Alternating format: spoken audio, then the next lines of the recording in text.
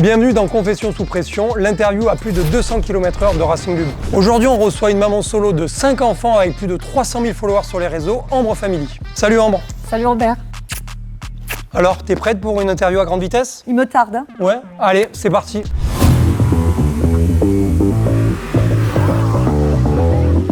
Oh sa mère. Normal, j'ai envie de vomir. J'arrive pas à parler. Aya Kanamura, tu connais? Ça m'aurait castré si j'étais un homme là. Oh, j'ai vraiment envie de vomir. C'est vrai? Je vais pas vomir dessus, t'inquiète, je ravale. Oh, tu sais que j'ai peur là? On commence à peine à chauffer les pneus là. Ah maman, t'as pris une bosse là. Mais non.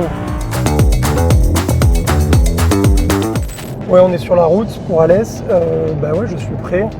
J'ai travaillé un peu les questions, contrairement à d'habitude, donc ça va être sympa aujourd'hui. S'il pleut, ça va être encore plus amusant parce que la voiture, elle va glisser et les réactions de mon invité vont être peut-être encore plus surprenantes.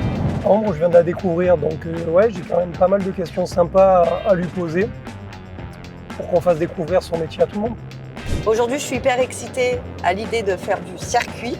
Il pleuvait un petit peu ce matin, donc j'espère que ça va pas trop glisser quand même. Mais jamais je suis montée dans une voiture de course. Je connais absolument pas ma réaction en fait, parce que je suis quelqu'un, je suis un petit peu casse-cou. Donc de l'adrénaline, oui, je pense que c'est ça qui me porte pour cette journée. L'appréhension que je peux avoir, c'est qu'on ait un accident, quoi. J'ai l'habitude de la vitesse, parce que je bosse en SMUR, donc je suis aussi pompier. Donc ça y va quand même, hein, quand on sera en intervention. Mais là, la sensation sur un circuit, je pense qu'elle est totalement différente. Mais bon, l'avantage là, c'est que c'est pas moi qui conduis.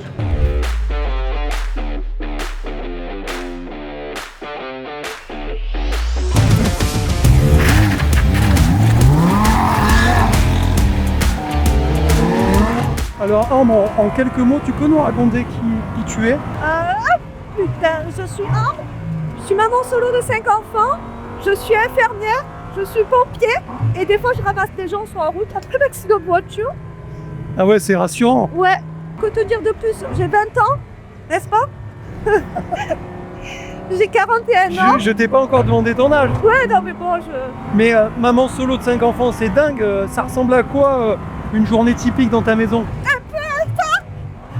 un peu la même chose que la piste là. J'ai pas de journée typique parce que j'ai un planning qui est complètement normal, j'ai envie de vomir. J'ai un planning qui est un peu décousu, tu sais. Des fois je suis aux urgences, des fois je suis aux pompiers. Et mes jours de repos, je tourne mes vidéos pour les réseaux sociaux. Et après, une vie de maman normale à côté qui va faire ça en voiture, mais en Tourane. J'ai une vie qui est très active, mais en même temps, je me dis que je m'ennuierais sans ça. Alors moi, tu sais, j'ai un enfant, un ado de 15 ans, et je me demande si tous les enfants ont la même personnalité ou chacun a des personnalités différentes. Ah non, ils ont tous des personnalités différentes, hein. Rien à voir. Oh, tu sais que j'ai peur là? Ah ben, il faut que tu me le dises si t'as peur. Parce que là, on commence à peine à chauffer les pneus là. Tous mes enfants sont différents. Je vais pas t'expliquer pour chaque enfant parce que sinon on va en parler des heures. Et qu'est-ce qui te rend fier, qu'est-ce qui te rend le plus fier dans ta vie de maman? Ce qui me rend le plus fier dans cette vie de maman, hein, t'as pris une bosse là. Mais non. Ce qui me rend le plus fier, c'est vraiment... Ce sont mes 5 humains préférés dans ce monde. Ils te rendent tous fiers en fait. Ils me rendent fière et ils me rendent chèvre des fois aussi. Les deux. Donc 5 grossesses, t'as une anecdote pour un de tes accouchements? J'essaye de me rappeler de mes accouchements. Oh, écoute, j'adore accoucher. Avec péridurale, bien sûr. Hein. J'adore aller travailler enceinte. J'aurais refait un enfant juste pour vivre ça. J'adorais aller en intervention enceinte. J'étais trop fière avec mon bidou. Des fois, je perds mes mots. C'est normal. J'ai du mal à me dire que je n'aurai plus d'enfants. Mais je me dis qu'il faut être raisonnable. Qu'est-ce que tu aimes le plus dans ton métier? L'adrénaline. Un peu comme celle-là? Pas même, hein. Le fait que ça soit pas tous les jours pareil, tu prends ton poste, tu sais pas la journée que tu vas passer. J'aime les gens en fait en général. Ouais, mais tu dois avoir parfois des urgences très dures. Oui. Comment tu gères cette pression et la douleur des autres? Oh putain. Alors, j'arrive pas à parler. Cette pression, comment je la gère? Ça gère bien. En fait, c'est tellement mon métier que j'ai pas l'appréhension d'aller au travail, un peu comme toi là, tu vois. Ouais, c'est facile. C'est facile, j'ai pas de stress. Le seul stress que je peux avoir, c'est quand je pars sur un enfant. Je connais mon travail en fait. Je le connais bien, j'ai plus la pression comme à mes débuts, où tu prends ton petit carnet pour lire tes notes sur les calculs de doses et tout. Mais tu le sais à l'avance sur quelle intervention tu vas arriver ou... Tu sais à l'avance sur quelle intervention tu vas arriver, mais tu as des surprises. Des fois tu pars... Des fois tu pars par exemple sur un malaise, je sais pas, un malaise de 30 ans, inconscient, et en fait t'arrives, il est en arrêt cardiaque. Et c'est ce que j'aime dans ce travail, c'est s'adapter, se mettre dans sa bulle, c'est-à-dire pas faire attention aux gens qui sont autour. Tu t'occupes de ton patient comme toi tu t'occupes de ta route là. C'est un peu pareil. Je vois. Tu vois, nous on part en intervention, on bombarde quand même. On se mure nos pompiers. Avec les sirènes à fond. Avec les sirènes, je pars quand même à fond. Mais ça fait pas pareil. Hein. Ah ouais, ça va pas aussi vite. D'accord. Non, tu roules quand même. D'autant plus quand tu pars sur un enfant.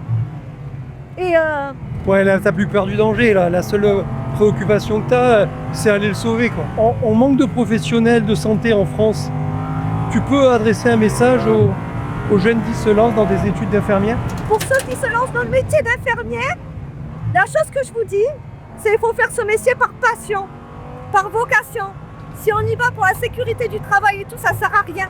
La durée de vie d'une infirmière, je crois que j'avais entendu parler, c'est de 7 ans. Il faut vraiment le faire parce que tu aimes les gens. N'importe quel service que tu aimes, moi c'est les urgences, je ne pourrais pas changer de service parce que ça me prend aux tripes, j'ai toujours cette envie d'aller bosser le matin. C'est vraiment un travail que j'ai dans les tripes en fait. Comme ça? Ça m'aurait castré si j'étais un homme là. Alors Ambre, tu as participé à l'émission Famille Nombreuse sur TF1. Comment tu as vécu l'expérience? L'émission Famille Nombreuse, je l'ai bien vécue. C'est une expérience qui sera à refaire, je la referai. J'ai participé à cette émission parce que justement, ils allaient montrer ce côté de maman très active qui a la tête d'une famille de 5 enfants. Et moi, ce que je voulais montrer, c'était de montrer que c'était possible, quoi. Tu peux avoir plusieurs enfants et tu peux tout gérer tout en travaillant. Et est-ce que ça a changé quelque chose dans ton quotidien? Ça m'a donné une ouverture sur les réseaux, mais avant ça, je savais même pas qu'est-ce que c'était une influenceuse. Mon but utile dans la vie, c'était pas de devenir influenceuse. Cette émission, je l'ai vraiment fait dans le but de mettre en avant la profession et cette idée qu'on a, de changer l'idée qu'on a des familles nombreuses. Je n'ai jamais voulu arrêter mon travail, il est hors de question. J'ai envie de montrer cet exemple-là à mes enfants. Et moi, mon premier amour, bon, bien évidemment, il y a les enfants, mais sinon, c'est mon travail. C'est vraiment être au service des autres. Même quand à un moment, tu sais, quand tu es influenceur, tu gagnes bien ta vie quand même. Et justement, tu as eu des retours marquants du public, que ce soit positif ou négatif? Ah ben bien sûr, tu sais, ils sont toujours là pour commenter. Hein. Ouais, il y a toujours ces fameux... T'as des haters, ouais, c'est ça. Mais bon, je m'en fous. Ça doit être quand même troublant de lire des méchancetés à son sujet. Au début, moi je viens du monde des bisounours, je ne connaissais pas les raisons. Donc au début, je me suis dit, mais c'est pas possible. J'en ai eu pleuré la première nuit où j'ai eu, mais regarde-moi là, elle fait vieille. Je suis tellement quelqu'un d'empathique et de bienveillant que je ne pensais pas que d'autres personnes pouvaient être malveillantes comme ça en fait. Et après je m'y suis fait. Je pense qu'à travers ce négatif, ils sont en train de nous montrer que tu as raison de le faire et qu'ils sont jaloux de te voir réussir là-dedans. Mais je pense que les gens ils comprennent pas que ma vie, je l'ai eue parce que je pensais et que je pense encore pour y arriver.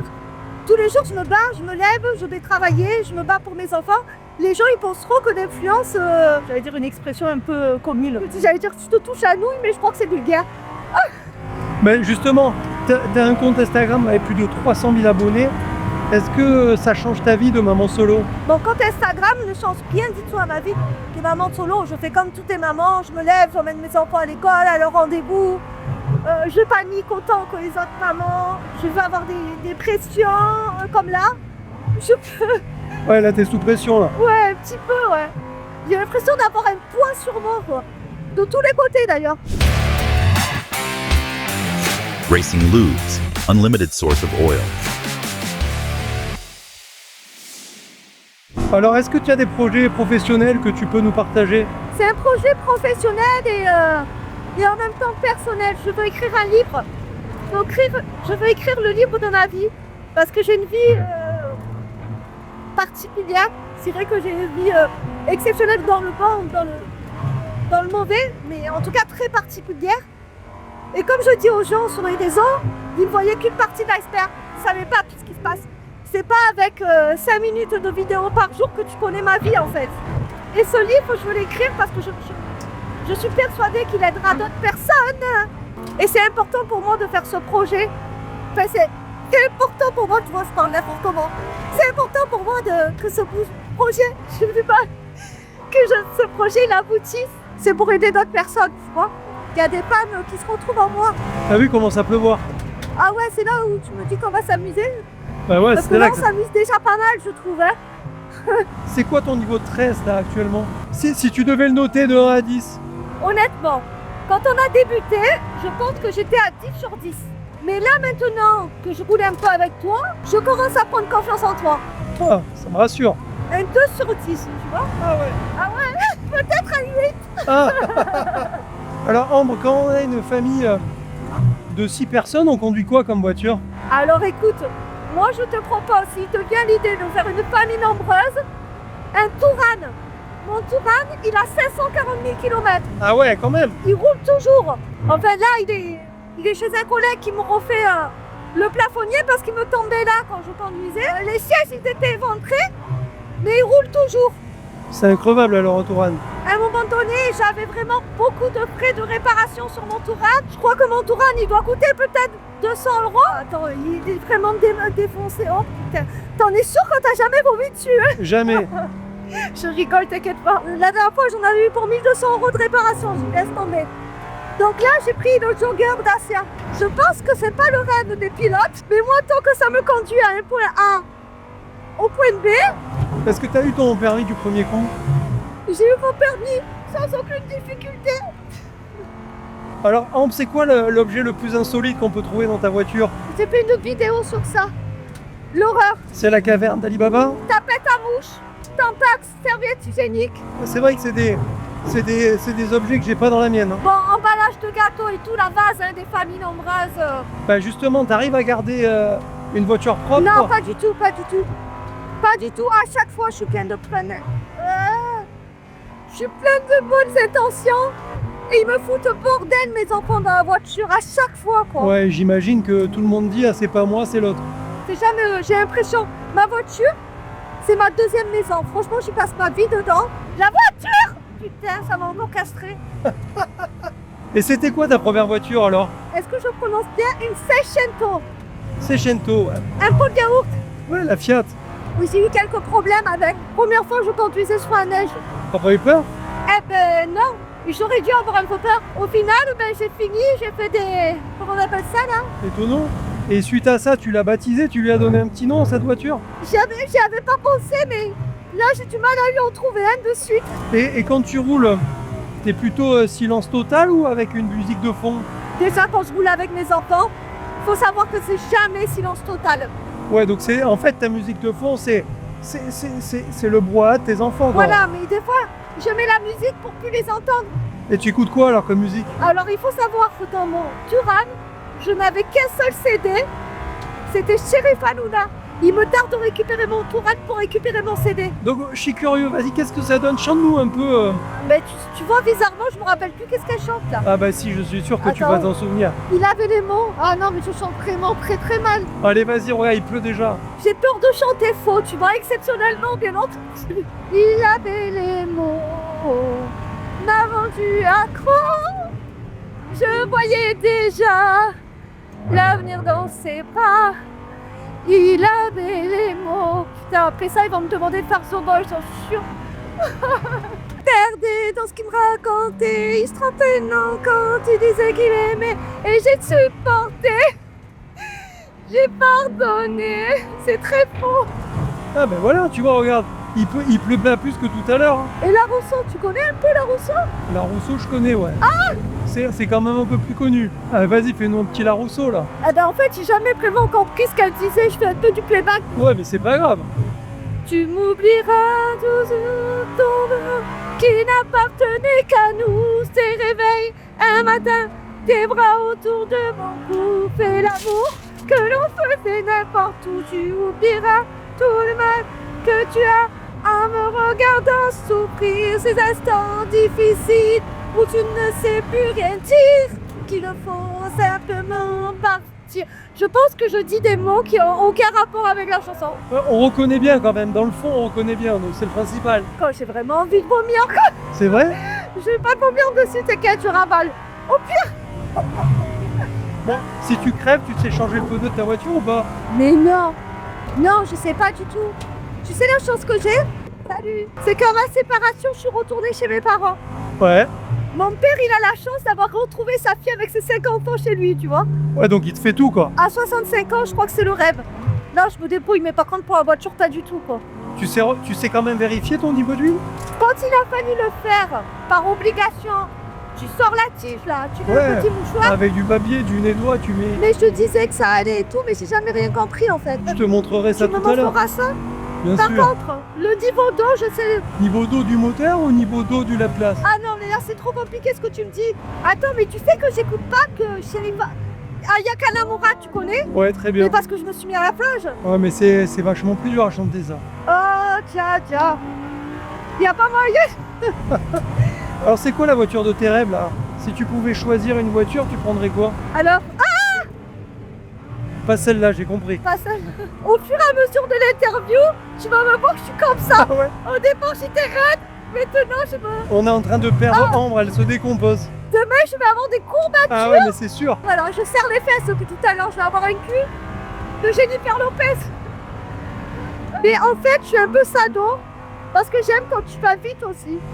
Ah bah tu vois, c'est pour ça que t'es monté avec moi. Hein. Et tu m'as pas répondu, alors c'est quoi ta voiture de tes rêves? Parce que je m'y connais pas du tout en voiture. J'avais une Audi. 7 places. C'est laquelle? Le Q7? Ah oui, je l'aimais bien quand même. Ah ça c'était une belle caisse. Et franchement, t'es bien dedans, c'est confort. Hein. Question un peu sportive. Est-ce que tu peux me citer 3 pilotes de Formule 1? Ah, alors là, tu vas te foutre de ma gueule. Même des vieux, hein? Eh ben, allez, Prost. Ouais, bah c'est très bien. Oh putain, mais alors là, j'ai trop honte. Schumacher. Ouais. Ah, le plus connu. Oui, c'est lui que je cherche. Lewis. Mais Lewis comment? Mais Lewis, en fait, je ne connais pas Mais justement. si, Lewis Hamilton. Ah oui, tu vas à Monaco, toi? J'y étais le week-end dernier. Ah, l'année prochaine, tu peux pas m'emmener avec toi, non? Eh ben on essaiera de se faire ça, c'était top. Si quelqu'un regarde cette vidéo et le prix de Monaco, j'aurais hâte d'y aller. Donc c'est un appel pour avoir une place. Hein. Ouais, on sait jamais. Eh ben on a fini.